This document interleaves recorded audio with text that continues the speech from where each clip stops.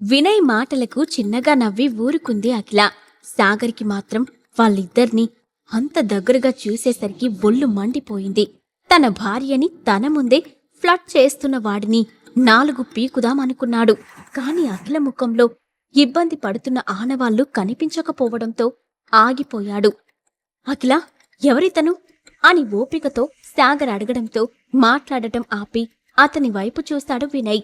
లో క్లాస్ బట్టలు వేసుకున్న సాగర్ని చూడగానే అతనికి చిన్న చూపు కలిగింది. హో సారీ, చెప్పడం మర్చిపోయాను. ఇతను వినయ్, నాకు కాబోయే ఫియాన్సీ. బావున్నాడు కదా అని అంది అఖిల. ఆ మాటలకి వినయ్ గర్వంతో పొంగిపోతే సాగర్ మాత్రం అగాధంలో కూరుకుపోయాడు. తను ఏం విన్నాడో అర్థం కాక అఖిల వైపు అయోమయంగా చూశాడు. తన భర్త ముఖంలో కనిపించిన క్వశ్చన్ మార్కుని చూసిన అఖిల, ఈ సిటీలో డబ్బులోనూ అందంలోనూ పవర్లోనూ స్ట్రాంగ్ అయిన వినయ్ నన్ను పెళ్లి చేసుకుంటా అన్నాడు. ఇక్కడ జరుగుతుంది కూడా పెళ్లి చూపులే అని చెప్పింది. ఆ మాటలు వినగానే సాగర్ గొంతు మూగబోయి కళ్ళలో కన్నీళ్లు వచ్చాయి. గద్గదమైన గొంతుతో, మరైతే నేను అని చిన్నగా అడిగాడు సాగర్. ఏంటి బ్రదర్, నీకింకా అర్థం కాలేదా? అఖిల నీలాంటి ఫెయిల్యూర్తో లైఫ్ కొనసాగించాలి అనుకోవట్లేదు. ముక్తా ఫ్యామిలీకి ఈ సిటీలో ఒక బ్రాండ్ ఉంది. దానికి మరో రాయల్ బ్రాండ్ జోడీ కడితే ఇక తిరిగే ఉండదు. ఈ విషయం లేటుగా రియలైజ్ అయింది అఖిల అన్నాడు నవ్వుతూ వినయ్. అతని మాటలకి కోపం వస్తున్నా రియాక్ట్ అవ్వలేదు సాగర్. మా విషయం, మాకు పెళ్ళైంది అన్న విషయం నీకు ముందే తెలుసా అని ఎర్రబడ్డ కళ్ళతోనే నిగ్రహించుకొని అడిగాడు సాగర్. హా తెలుసు, అందులో ఏముంది? ఈ మధ్యన పెళ్లిళ్ళు చేసుకోవడం, డివోర్స్ తీసుకోవడం చాలా రొటీన్. నాకు అఖిల నచ్చింది. అసలు తాను పెళ్ళైన అమ్మాయిలానే కనిపించట్లేదు తెలుసా అని ఇంకా రెచ్చగొట్టాడు వినయ్. వాడి మాటలకు సాగర్ రక్తం మరిగిపోయింది. ఉన్న చోటనే టేబుల్ కేసి అతని తల బద్దలు కొట్టాలి అనుకున్నాడు. కాని ఆ పని చెయ్యలేకపోయాడు. అతని చూపులన్నీ అఖిలపైనే ఉన్నాయి. అఖిల, ఈ పెళ్లి నీకిష్టమేనా అని భారంగా అడిగాడు సాగర్. ఇష్టం లేకపోతే ఈ పెళ్లి చూపులకు వచ్చేదాన్ని కాదు కదా. నాకు ఈ పెళ్లి ఇష్టం ఉంది కాబట్టే అతన్ని ఇక్కడికి రమ్మని చెప్పాను. You know, Vinay such a nice guy. ఇలాంటి వ్యక్తిని పెళ్లి చేసుకోవడానికి ఏ అమ్మాయికైనా అదృష్టం ఉండాలి అని అతని వైపు ప్రేమగా చూస్తూ సాగర్కి సమాధానమిచ్చింది అఖిల. ఆ తర్వాత వెయిటర్ అక్కడికి రావడం, వాళ్ళ ఆర్డర్ ఇచ్చినవి సర్వ్ చేయడం అంతా జరిగిపోయింది. వాళ్ళ మాటలేవి సాగర్ చెవికి చేరడం లేదు. అఖిల చెప్పింది నిజమా అబద్ధమా అనే విషయం జీర్ణం చేసుకోవడానికి సాగర్కి చాలా సమయం పట్టింది. తిన్న తర్వాత వెయిటర్ని పిలిచాడు వినయ్. అతను బిల్ తీసుకొని రావటంతో పే చేయడానికి డబ్బులు బయటకు తీశాడు. అది చూసిన అఖిల, నేను కదా మిమ్మల్ని పిలిచింది, కాబట్టి బిల్ కూడా నేనే పే చేస్తాను అని అంది. మరేం పర్వాలేదు అఖిల, నేను పే చేస్తాను.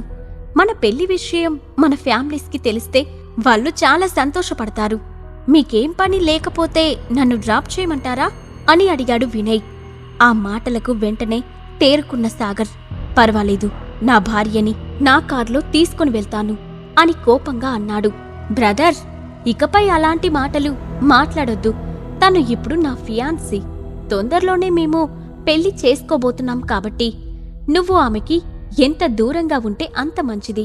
ఇన్ కేస్ నువ్వు ఆమెను వదిలిపెట్టి ఉండలేకపోతే చెప్పు, ఇంకో అమ్మాయిని చూసి పెళ్లి చేస్తాను. అది కూడా వద్దంటే మా లైఫ్లోకి రాకుండా ఉండటానికి నీకెంత కావాలో చెప్పు, పడేస్తాను అని డీల్ మాట్లాడాడు వినయ్. సాగర్ పిడికిలి మరింత బలంగా బిగుసుకొని నరాలు స్టిఫ్గా మారాయి.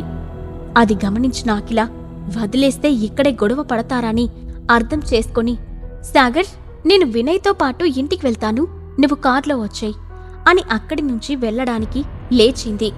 వినయ్ కూడా పొగరుగా సాగర్ వైపు చూసి అఖిలని తీసుకొని వెళ్లిపోయాడు. సాగర్ గుండెలోకి 100 కత్తులు ఒకటేసారి దిగినంత బాధ కలిగింది. గట్టిగా అరవాలనిపించింది. కాని చుట్టూ ఉన్న వాళ్ళందర్నీ చూసి ఏం మాట్లాడలేకపోయాడు. అప్పటికి తన కోపం అదుపు కాకపోవడంతో టేబుల్ పైన ఉన్న ఫుడ్ ప్లేట్ని దూరంగా విసిరికొట్టాడు. అది చూసిన వెయిటర్ కంగారుగా అక్కడికి వచ్చాడు. తన తన పర్స్ నుండి డబ్బులు తీసి వాడి చేతిలో పెట్టి పగలగొట్టినందుకు సారీ అని సీరియస్గా చెప్పి అక్కడి నుండి వెళ్ళిపోయాడు సాగర్. గుండెల్లో ఉన్న బాధ కన్నీళ్ల రూపంలో కిందకి దూకింది. అఖిల నిజంగా నువ్వేనా?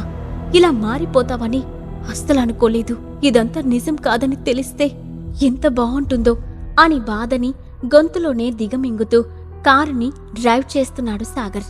ఆమె లేదన్న ఆలోచనలు అతనిని నిలువునా ముంచేశాయి. తనకే తెలియకుండా కళ్ళు బాధతో వర్షించాయి. అప్పుడప్పుడు కన్నీళ్లతో మసకబడుతున్న కళ్ళను సరిచేసుకుంటూ కారుని డ్రైవ్ చేస్తూ ఉన్నాడు.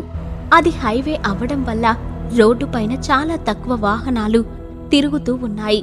సాగర్ మనసులో బాధ కారణంగా డ్రైవింగ్ పైన కంట్రోల్ కోల్పోయాడు. దాంతో కార్ ఎక్సిలేటర్ పైన బలంగా తొక్కడంతో ఫుల్ స్పీడ్లో రయ్యిమని దూసుకుపోతుంది.